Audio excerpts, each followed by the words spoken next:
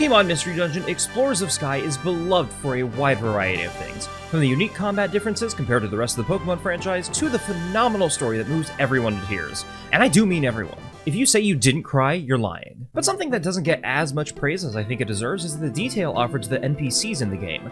Chunsoft went out of their way to make Treasure Town feel truly lived in, giving us not only NPCs in the guild that are central to the game's plot, but also an absurd number of NPCs that have absolutely nothing to contribute to the story, yet despite that, they are extremely dynamic, with their own well-written goals, desires, turmoils, and adventures we as players only ever get to hear about. Additionally, many of these NPCs are themselves sorted into exploration teams, much like the player is, which means we have a direct parallel with which to understand their stories. And also, a direct parallel with which we can judge them. I thought it'd be fun to go through the game to analyze and share all the information I could gather on these NPC exploration teams, and present my findings in a tier list. I'm a YouTuber. Making tier lists is a secret cheat code all YouTubers have to make things more interesting. That said, I am only going to be analyzing exploration teams, so any NPCs not in an exploration team like Vigoroth and Treasure Town or Torkoal and Hot Springs will not be on this list.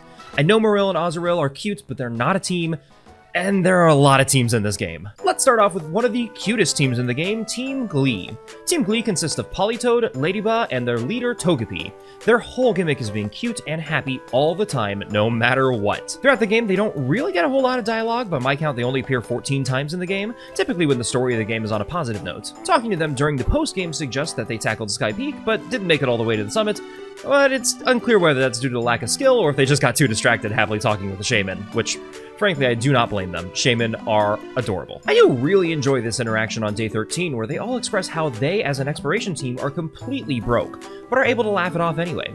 It's surprising to me that they're broke, because two of them can learn moves that are really effective in this game. Ladybug learns Comet Punch at level 9 and Silverwind at level 25, and Politoad's base knowledge moves include Hypnosis, Bubble Beam, and Perish Song. Togepi is probably their weakest link in a dungeon, the most effective moves I'm aware of being Metronome at level 6 and Yawn at level 15. Ultimately, I think they're cute, and they could be effective in dungeons, but the low amount of dialogue and the implication that they don't often make money on their missions means that I'm gonna have to put them right in the middle, B tier. By the way, I mentioned day 13 in Team Glee's synopsis because when I was recording footage for this video, I marked down changes that occurred on any given day, but I realized like halfway through that the day numbers would be off if anyone following along messes up a mission or repeats a day, so for more context, day 13 is the day that Team Skull shows up to the guild.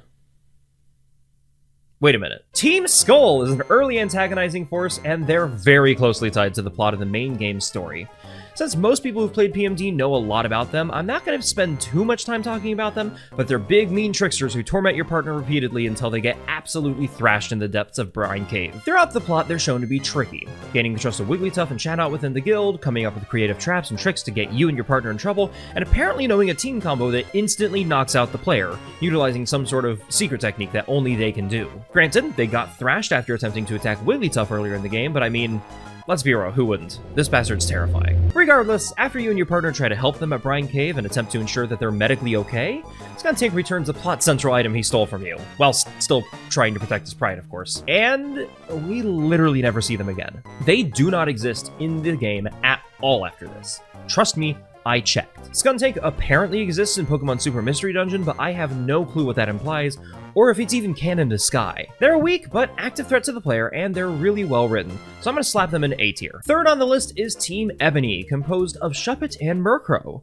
They're one of the few teams in the game where we get a concrete sense of ranking. We're told they're sitting at Silver rank, the third rank you can achieve in the game, though Murkrow is striving to rank up solely because other ranks are more shiny. I really like the characterization of these two. Murkrow is often treated like a stereotypical Corvid given life, obsessed with sparkly and shiny things, while Shuppet seems a lot more task-oriented and tries to pursue items that are a bit more cool and mean more for their team's ability to succeed going forward. For example, on day 25, Shuppet is trying to pursue a mystery part, while Murkrow is focused on getting a golden mask. And on day 66, at the very end of the game, Shuppet's focused on a secret slab, but Murkrow's just desiring lost loot. Granted, both the mystery part and secret slab are only accessible after reaching diamond rank, so maybe they did level up throughout the story, or Shuppet just doesn't know that you can't find those items until then. They only agree on a task one time, attempting to get a golden apple on day 42, But apparently Murkrow got distracted by something shiny, spawning that Love of the Lost loot instead. Team Ebony is very lesbian-coded, but not like in a super stereotypical way, as Shuppet seems very supportive of her easily distracted partner and indulges in Murkrow's desire for shinies. I personally appreciate that a lot. They seem like a lovely couple. In dungeons, Shuppets have the ability to walk through walls, and Murkrow has access to the Super Luck ability, which I think would make them pretty competent in dungeons, even though their movesets aren't the best. I'm gonna put them in B tier, pretty solid all around. Team number 4 is a team of Seedot and Pidgey. Guess what their name is. Go on. Guess. It's Team Seedgey. F tier. Seriously though, they only appear 10 times in the game, and rarely ever have much to contribute beyond their rough team name. This is the one team that I feel solely exists to fill up the background, and even in terms of game stats, the Pokemon themselves are fairly weak. I can't see them doing well in dungeons, and I don't think they have anything to add to the game as a whole. F tier for sure.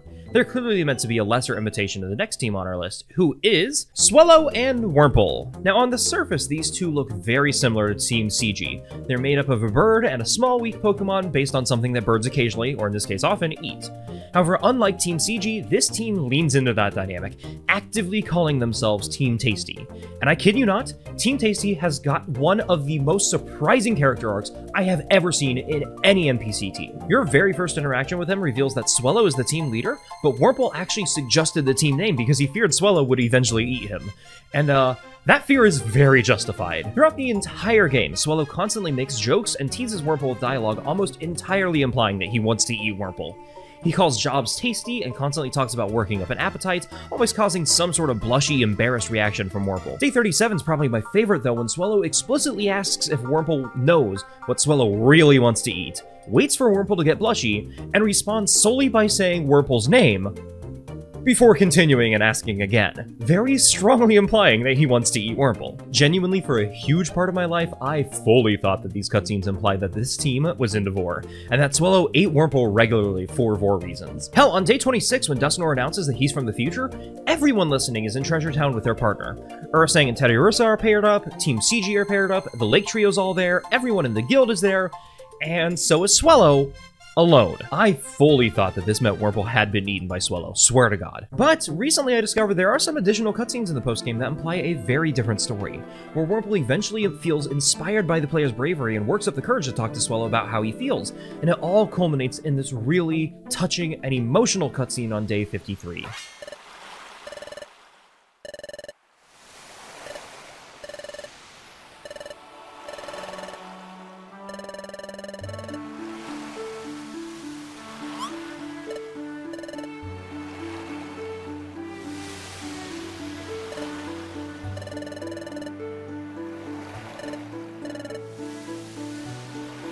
Going now to the live Lapras reaction. This scene is what made me want to make this video. It's surprisingly emotional, and it all comes together in this big climax of love between two partners. I don't care that Team Tasty would not be competent at all in a dungeon. This characterization alone justifies putting them in S tier for me. Those are the 4 teams we meet on day 3, when we're first given free reign over Treasure Town and can talk to NPCs on our own.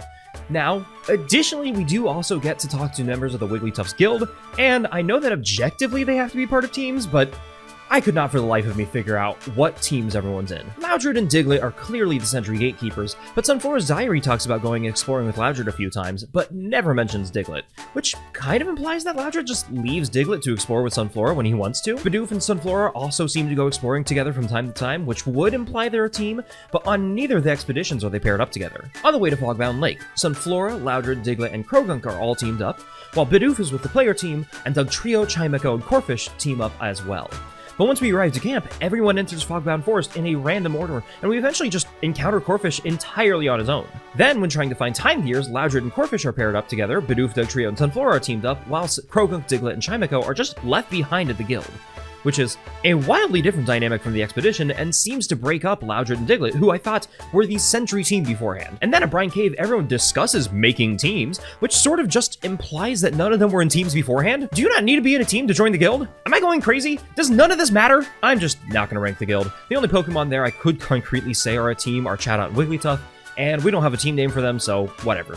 If they were a team, I'd probably say S tier because ODISeth's OP and Chatup's clever, but again, I have no clue if they count. Back to normal teams though, on day 4 we're introduced to Team Poochy, an exploration team of 3 poochyena. On cuteness alone, they are absolutely adorable. I love these little puppos. Their purpose on introduction is to introduce the outlaw board, where they reveal they have a fairly unique strategy of tracking outlaws and chasing them until they run out of energy, much like a real-life pack of hyenas would. They do specify that they don't take outlaw missions over C rank though, because they have a tough time with C ranks already. On another day, they discuss prioritizing weaker criminals that provide higher bounties for them, very much in line with the speedrunner mentality of optimizing reward, so I've gotta resonate with them there. On day 22, we get a cute little interaction where they mention being the only mons left in Treasure Town who can still smell Team Skull, primarily due to their acute noses. However, after that, they don't appear very often. Sometimes you see them cameo in Spinda's Cafe, expressing how it's a fun place to hang out, but beyond that, they really aren't around much.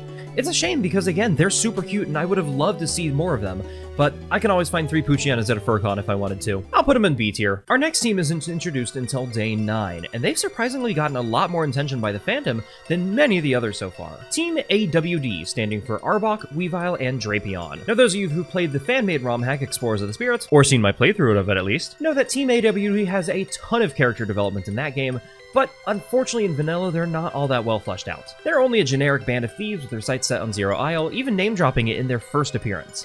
In fact, all of their 4 total appearances in the game revolve around Zero Isle in some way, which, hey, strive for your goals, I guess. Interestingly, they seem to gather information about Zero Isle slowly, initially thinking it's only one dungeon that restricts you to level 1, and only finding out about the different dungeons within the island in the post-game. The fact that they're eager to take on Zero Isle despite knowing about the said restrictions shows off how confident they are in themselves though, which I admire. Interestingly though, outside of the main game, they also appear in the Team Charm special episode as a primary antagonist to Team Charm, and even have their own boss fight. They spawn at levels 26, 33, and 29 respectively, and Weavile's Furious Swipes are especially punishing in that fight. Both Arbok and Drapion also have elemental Fang moves, which are pretty powerful in their own right. I do really like their characterization at the end of the special episode, with Weavile still maintaining that she's a thief, but knowing full well not to mess with the time gear. She's not cheesy about it or working to maintain her pride, but just fully folds and says, nah, not gonna happen. That said, even then, in the special episode, the rest of the team isn't characterized very well, and when combined with the main game appearances, well, I'll just say analyzing Team AWD here makes me long for how they were in Explorers of the Spirits. In this game, though, C tier. Oh, and speaking of Team Charm, I don't like them. I don't like them at all. I'm sorry, I know they're popular, but it's rough. They're some of the most boring celebrity characters I've seen in a video game, which is a shame because they could have easily brought back Team ACT from the Rescue Team games to fill that role, and had all that prior characterization with them. But Team Charm is just 3 sassy ladies who act like they rule the world, but also, I mean, within their own special episode, they're kind of weak. This is the one NPC team you get to play as, and I was honestly tempted to disqualify them from the list for that reason, but when you play as them, it's just bland. Plus, in the opening cutscenes, they literally trap a Graveler for no reason and leave him for dead in a collapsing dungeon. Like, what was the point of this? Why would you pretend to be statues? Why not just take the treasure? Did you really need to go out of your way to trick and murder this poor innocent explorer? D tier. Maybe that's too high for them, but I'm already gonna get flamed in the comments for this. Oh well. Y'all know who else is getting flamed? Team Flame! Oh, that was bad. That was so bad. Conceptually, I really like these goofy little guys. A team of Camerupt and Ponyta, 2 fire types, led by one of the most fragile grass types in Bellsprout. I've gotta respect that. First introduced on day 12, Bellsprout laments his fear whenever his teammates are fighting, and often lets them take the front line so he doesn't have to worry about friendly fire. That said, his teammates themselves often have a lot of respect and reverence for Bellsprout, seemingly acknowledging what he brings to the team, which, yeah, I've gotta respect that. It's kind of makes sense though. Both Camerupt and Ponyta are powerhouses in Mystery Dungeon, while Bellsprout offers some very necessary status effect options, knowing Wrap, Sleep Powder, and Stun Spore, which are all very powerful options in PMD. Genuinely, I can see this team doing very well in like Destiny Tower and other similarly brutal dungeons. Ponyta has access to Agility at level 33 for further support, and Camerupt even has some anti-monster house options in Magnitude and Earthquake. Though, whew, talk about friendly fire, right? All in all, a very competent team composition for PMD. The only thing keeping them from S tier is the lack of appearances. They only show up about 8 times, twice being very generic responses and 3 times only loosely contributing to the plot. It's not like Team Tasty where nearly every conversation with them progresses their team story about internalized fear. Most of the time, they just exist to let you know that they're reacting to whatever's happening. That said, clearly a solid A tier. Alright, 5 teams remaining. I'll start with the most well-known of them and work my way down to the obscure ones, so feel free to guess in the comments what the most obscure team is. And while you're down there, don't forget to subscribe! I've got a lot of videos in a wide variety of styles and topics. From standard Let's Plays to highly edited essays like this, I kinda just vomit whatever my hyperfixations are onto this channel. And if you like PMD, then your interest might align with this channel more than you think. Okay, starting off with the most popular of the remaining teams, it's Team Slacker. Slowpoke and Slackoff. What a goofy little team. They're self-described as being the zero motivation team. On day 13, the second time you get to see them, they're immediately self-aware and questioning why they even made a team. By far my favorite interaction with them has got to be on day 25, when they express that they're not too concerned about time stopping because it won't make much difference to them. They're a goofy gimmick team, and I respect it. Far from strong, of course, I don't see any real assets in their movesets or skills, but they provide some healthy self-aware humor. Let's put them right next to Team AWD and C tier. Up next is Team Razorwind. This team's made of Zangoose, Sandslash, and Scyther, with a unifying gimmick of very, very sharp claws. Polar opposite from Team Slacker in that they are very objective-oriented and eager to take on new and novel aspects of exploration. I do like that despite their rough and almost edgy appearance, none of them are ever actually mean or written to be edgy. They're just normal explorers who happen to bond over the fact that they all have knife hands. Sandslash even has a pretty soft moment, expressing interest in the Sky Peak saga only because he heard that Shaman were cute. They're also one of the few NPCs in the game that blatantly tells you that they plan on leaving the game, as in their last appearance they mentioned that they're gonna leave Treasure Town for good to pursue new and novel dungeons, which very in line with their motivation throughout the game. Looking at the movesets available to them, none of them really stand out to me as being great in mystery dungeons, but they all have pretty standard offensive movesets. Nothing overpowering, but I could definitely see them succeeding nonetheless. They did mention during the Sky Peak arc that they're not cut out for mountain climbing and had to come back early though. Let's put them in B tier, why not? Dipping into the more often forgotten teams now, we have Team Frontier. If you don't remember them, they're the team that discovers Sky Peak and kicks off the entire Shaman Village arc. They're actually mentioned pretty early by Heracross, day 19 even, but all we know about them at that time is that they're the survey team for Project P in Spinda's Cafe, responsible for finding new dungeons. We don't meet them officially until making it to Shaman Village, seeing the trio of Machoke, Mawile, and Breloom. Again, this is a team that's fleshed out a lot more in Explorers of the Spirits, but in Vanilla they mainly work together to climb the mountain and set up checkpoints pretty regularly. They also showcase some first aid experience when a Sneasle gets in medical trouble dealing with the weather, though they quickly let someone with better medical expertise take over when needed. They do quickly jump to conclusions, taking on a horde of Servine alongside the player without second thoughts, which got them in trouble after realizing the Servine were innocent. They're allies in two fighters actually, being pretty competent fighters. Oddly enough, Breloom and Machoke are level 55 with stats averaging around 55 or 60, but Mawile's only level 30 with every stat at 120, except for HP, which is 200 for all of them. I have no clue why they're coded like that. It seems to me like they might have just done that to avoid Mawile using Baton Pass, as the sudden teleportation might have caused some confusion in a room that full of allies, but also Lopunny could have learned Baton Pass in the fight against Regigigas and all his minions, and they didn't de-level her for that. Regardless, Team Frontier is strong during that fight, and their kind soul setting up bases on each level for future explorers clearly shows. They might not be a part of the game for long, but their presence is very strongly felt, and I appreciate that. A tier. The penultimate team on this list has actually already been mentioned, and it's a team I fully had no clue even existed until I was collecting footage for this video. Say hello to Team Sneasle. Yeah, apparently a one-member solo exploration team is fully valid. I had no clue. Anyway, Sneasle is genuinely edgy, a very private and unwilling to share information, scares some of the other clients in Spinda's Cafe, and causes mad problems during the Sky Peak arc. He's super cocky that he'll find treasures first, considers himself a legend of sorts, selfishly scoffs at the idea of a sky gift, picks fights with random locals on the peak, and gets bodied off camera by the weather when he tries to sneak up the mountain ahead of everyone else. And that's about it. As far as I know, after that he doesn't show up anymore. Maybe I missed some dialogue with him, but like, buddy, you really shouldn't solo team. D tier. Actually, maybe F tier. Seedgey needs some company. They've been alone at the bottom for far too long. And finally, the absolute last exploration team you encounter in the game, and the last team on this list, it's Team Raider. For those of you who've never heard that name, yeah, I do not blame you. This team only shows up for one day in the entire post-game, between when Manaphy returns and the player gets access to evolution. Shortly after defeating Darkrai, Diglett expresses that he's worried about his dad, Dugtrio, who's gone missing. Then, when Manaphy returns, if you go visit the beach, you're able to encounter 3 Pokemon surrounding Dugtrio, apparently having rescued him from being drowned by the ocean. These 3 Pokemon, Gallade, Roserade, and Rhyperior, are Team Raider. Apparently Roserade knows Wigglytuff, maybe the whole team does, and that's about all. Earlier in the game, they're actually name-dropped by Team Flame, comparing them to Team Charm and calling the Raider a Master Rank team, saying they're more impressive than Team Charm, but I don't know. When the only thing we've seen them do is rescue Dugtrio from a single wave, I don't think they exactly live up to the hype. It's kind of neat that there's this entire team of NPCs you don't even get to meet until the absolute end of the game. It sort of feels like a kind of bonus reward for anyone attentive enough to know they're there. That said, holy cow, their personalities are just nothing. They might be a higher rank than Team Charm, but in terms of tier, they're sitting right alongside one another at D tier. And that's it! There are plenty more NPCs and some pseudo-teams I thought about including, but I wasn't sure about.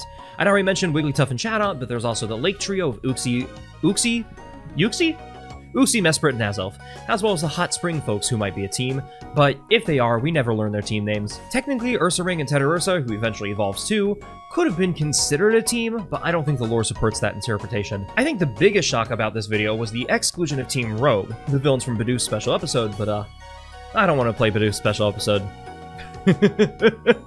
I just don't. I don't think it's entertaining. I don't think it's a fun one. All in all, though, even though the video ended more negative, I do think we started off really strong, and thankfully Mystery Dungeon makes use of the better teams a lot. All of their appearances were spread out really well throughout the game. Often you'd really only see 2 or 3 teams at a time in the town, so the constant rotation of NPCs kept the game feeling really fresh, and made me really excited every time I see the puppy pack of Hunter-Yeens or the very high-risk Flammable Plant and his Fire-type Polycule partners. Mystery Dungeon is a lovely game, and I'm so glad all these NPCs got the time and attention they got, even the ones that wound up lower on this list. I'm proud I got to share this with y'all, and I hope you won't judge me too hard for putting the Vore team at the top spot. Whoop!